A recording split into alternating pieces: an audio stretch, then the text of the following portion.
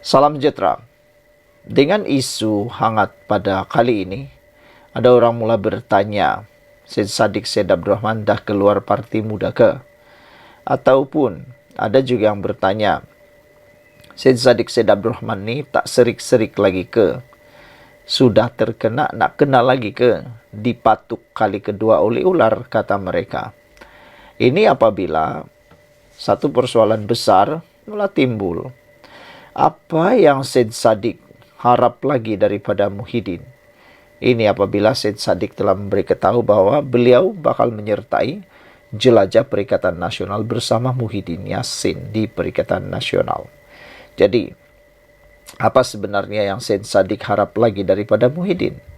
Sedangkan Syed Saddiq Syed Abdurrahman sekarang ini, kita tahu dia telah pun disabitkan bersalah atas kes beliau baru-baru ini di mahkamah.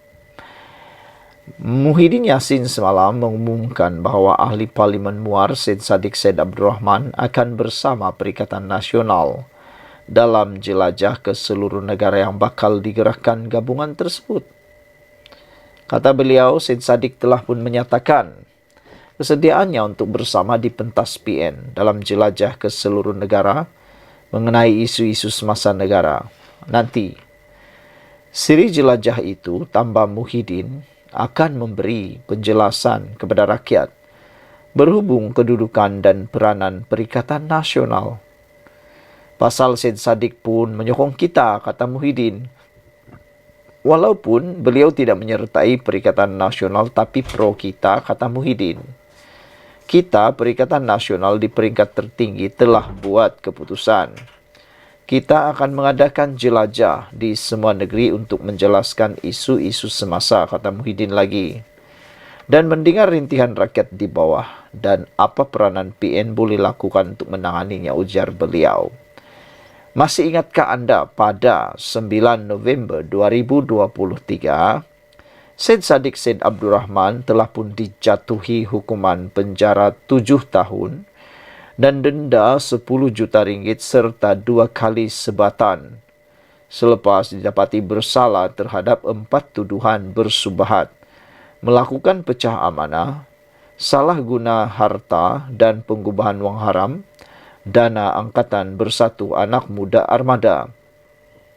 Hakim Datuk Azhar Abdul Hamid membuat keputusan itu selepas mendapati pihak pembelaan gagal menimbulkan keraguan munasabah di akhir kes pembelaan. Berhubung pertuduhan yang dihadapinya itu pada 23 Februari 2023 sebelum itu, ketika memberi keterangan di Mahkamah Tinggi, Syed Saddiq memberitahu beliau didakwa di mahkamah kerana enggan menyokong Perdana Menteri ketika itu, iaitu Muhyiddin yang juga adalah Presiden Bersatu. Katanya permintaan untuk menyokong Muhyiddin bagi mengelak beliau didakwa di mahkamah adalah sesuatu yang salah. Tambah bekas Menteri Belia dan Sukan itu, walaupun secara peribadi beliau tidak mempunyai masalah dengan Muhyiddin, tetapi jika perkara itu menyokong Muhyiddin akan menghentikan pendakwaan, ia adalah salah. Perkara itu diberitahu pegawai penyiasat yang menyiasat saya dan serbu rumah saya. Katanya, sekarang, sementara Syed Saddiq sudah didapati bersalah dan dalam proses rayuan, Muhyiddin yang didakwanya menyebabkannya diheret ke mahkamah, pula bukan lagi berjawatan Perdana Menteri. Apalagi yang Syed Saddiq mahu dan harapkan dengan kembali bersama jelajah Perikatan Nasional yang diterajui Muhyiddin? Adakah Syed Saddiq Syed Abdurrahman percaya Muhyiddin boleh kembali semula menjadi Perdana Menteri meskipun ahli Parlimen Paguh itu sendiri ada kes mahkamah juga yang bakal dihadapinya? Ditulis oleh Sabuddin Hussein, 10 Mac 2024. Sebelum kita berpisah, apa pula pendapat anda tentang nasib Syed Saddiq Syed Abdurrahman? Ada orang kata mereka gembira apabila Syed Saddiq Syed Abdurrahman bertemu semula dengan mentornya, iaitu Muhyiddin Yassin dan juga Mahathir Mohamad di Perikatan Nasional. Sekian dulu, terjumpa lagi. Bye-bye.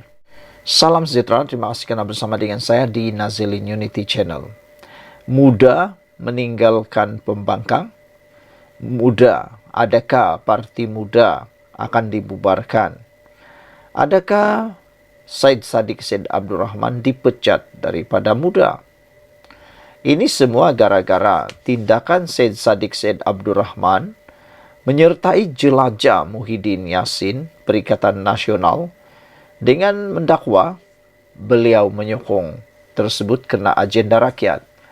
Namun demikian, harus diingat bahawa Syed Saddiq Said Abdurrahman bukan lagi pemimpin kepada Parti Bersatu. Beliau tidak boleh sewenang-wenangnya mengaitkan pergerakan Perikatan Nasional dalam kempen-kempennya dengan mengaitkan Parti Muda, kerana dia tidak punya lagi kapasiti pemimpin dalam parti itu selepas meletakkan jawatan.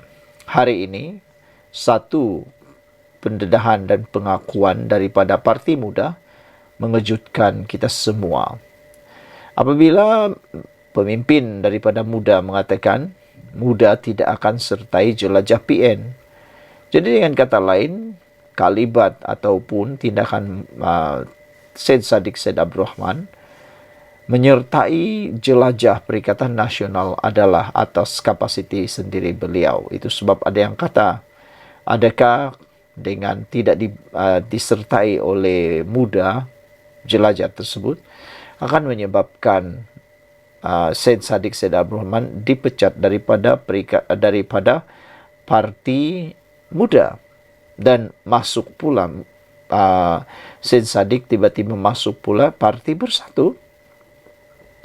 Setiausaha Agung Muda Amir Abdul Hadi tampil memperjelaskan pengumuman pengerusi Perikatan Nasional Muhyiddin Yassin bahawa ahli Parlimen Muar Syed Saddiq Said Abdurrahman akan menyertai jelajah gabungan itu. Ini bukan keputusan parti dan tidak pernah dibincangkan di peringkat jawatan kuasa eksekutif pusat Muda. Untuk itu saya menafikan Muda akan sertai jelajah PN, katanya pada hantaran ringkas di media sosial X hari ini. Terdahulu pada hari ini, Muhyiddin dan berkata, Syed Saddiq telah menyatakan kesediaannya untuk bersama di pentas Perikatan Nasional nanti. Pasal Syed Saddiq pun menyokong kita. Walaupun beliau tidak menyertai dalam PN, tapi pro kita, kata pengurusi PN itu pada sidang media selepas majlis penutup konvensyen PN di Kuala Lumpur hari ini. Siri jelajah itu yang akan bermula selepas Ramadan, menurut Muhyiddin juga akan memberi penjelasan kepada rakyat berhubung kedudukan dan peranan Perikatan Nasional. Malaysia kini sedang menghubungi Syed Saddiq bagi mendapatkan maklum balas lanjut mengenai perkara ini. Satu komen daripada netizen berkait isu ini ialah, Black Hawk kata niat itu baik dan tulus lagi ikhlas nak himpunkan kaki-kaki sakau dalam satu kandang Syarikatan Penyakau Nasional dalam jelajah seluruh negara untuk menjelaskan bagaimana mereka berjaya mengumpul ratusan juta ringgit untuk organisasi mereka dalam tempoh kurang sedikit dari 3 tahun, iaitu 33 bulan. Yang baik kita alu-alukan, kata Black Hawk 5137. Apalah pendapat anda semua? Sekian dulu untuk kali ini. Jangan lupa tinggalkan komen anda, tekan butang subscribe. Bye-bye. Salam sejahtera, terima kasih karena bersama dengan saya di Nazilin Unity Channel. Ini satu pendedahan paling mengejutkan daripada Najib Tun Razak, walaupun sudah berada di dalam penjara Kajang, namun demikian, apa yang berlaku pendedahan demi pendedahan paling mengejutkan kita. Berjayakah Najib keluar daripada penjara? Itu semua terjawab tidak lama lagi. Ini pendedahan terkini yang mengejutkan kita daripada mahkamah berkaitan dengan perbicaraan Najib Tun Razak, berkait dengan SRC dan juga berkait dengan 1MDB. Menurut saksi, sebahagian 4 bilion ringgit dana SRC tak dilaburkan dalam sektor tenaga. Itu yang diberitahu kepada mahkamah hari ini. Pakar pemulihan aset Angela Backhaus berkata, sebahagian dana berkenan dipindahkan menerusi 5 entiti. Pakar pemulihan aset luar pesisir memberitahu Mahkamah Tinggi bahawa sebahagian daripada 4 bilion ringgit pinjaman yang diperoleh SRC International daripada kumpulan wang persaraan KWAP tidak dilaburkan dalam aktiviti berkaitan sektor sumber dan tenaga sebagaimana tujuan asalnya.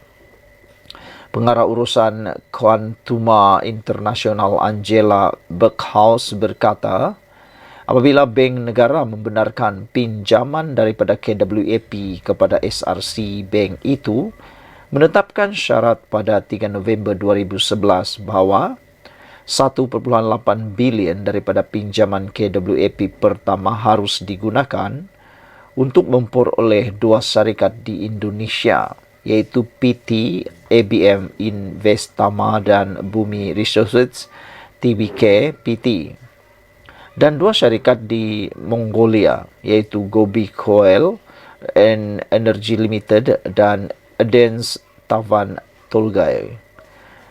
Backhaus yang memberi keterangan sebagai saksi kedua dalam prosiding samaan sivil SRC International berkata, pada 6 April 2012, kebenaran kedua bank pusat itu menyatakan bahawa pinjaman KWAP kedua, iaitu 2 bilion ringgit, perlu digunakan untuk pelaburan dalam industri tenaga dan sumber asli, tidak termasuk minyak dan gas. Sesetengah dana dilaburkan dalam PT ABM Investama dan Gobi Coal and Energy Limited. Bagaimanapun majoriti pinjaman KWAP bukan untuk memperoleh 4 entiti yang disenaraikan dalam kebenaran pertama BNM maupun melabur dalam tenaga dan sumber asli seperti yang dinyatakan dalam kebenaran kedua, katanya. Beliau melalui aplikasi Zoom dari British Virgin Island pada prosiding tuntutan saman US dollar 1.18 bilion SRC International terhadap bekas Perdana Menteri Najib Tun Razak di hadapan Hakim Ahmad Fairuz Zainul Abidin. Saksi itu berkata berdasarkan pemahamannya mengenai dokumen yang terkandung dalam rekod, untuk membolehkan SRC International memberikan pinjaman mata wang asing kepada syarikat asing, Bank Negara Malaysia antaranya perlu memberikan kebenaran kepada syarikat berkenan dan bersetuju dengan tujuan-tujuan yang ditetapkan. Hanya melalui kebenaran ini, SRC International diberi kuasa untuk membuat pinjaman mata wang asing yang diperlukan kepada SRC BVI dalam dolar AS, katanya. Backhaus berkata dana yang disalurkan daripada SRC International ke dalam akaun SRC BVI telah dipindahkan kepada 5 syarikat, iaitu Kistinique Investment, Enterprise Emerging Market Fund BV, Muraset Limited, Gobi Resources Coal Ltd dan Pacific Rim Global Growth Ltd. Kedua-dua Kistinique dan Enterprise Emerging ditubuhkan sebagai dana pelaburan, namun berdasarkan penyiasatan saya, kedua-dua syarikat ini menunjukkan bahawa mereka bukan pelaburan yang sah dan sebenarnya adalah entiti laluan yang digunakan untuk tujuan menyembunyikan penyelewengan aset dan memudahkan pergerakan dana seterusnya.